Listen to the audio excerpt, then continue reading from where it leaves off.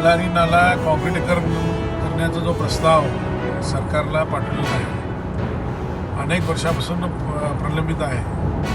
तर ह्याला काय तर नवीन मार्ग शोधण्याच्या दृष्टिकोनातून आज मी मुडाच्या बैठकीमध्ये हा प्रस्ताव मांडलेला आहे आणि DPR रेडी करून या काँक्रिटीकरण करण्याच्या दृष्टिकोनातून सर्वे आणि बाकीचे जे कामं आहेत त्यासाठी डिटेल प्रोजेक्ट रिपोर्ट करण्यासाठी आज मुडामध्ये ह्याला मंजुरी मिळालेलं आहे आणि काही दिवसातच सर्वे आणि बाकीच्या कामाला सुरुवात होईल. एकदा डिटेल प्रोजेक्ट रिपोर्ट आलं तर त्यानंतर काँक्रिटीकरण कामाला सुरुवात होईल मी आशा बाळगतो.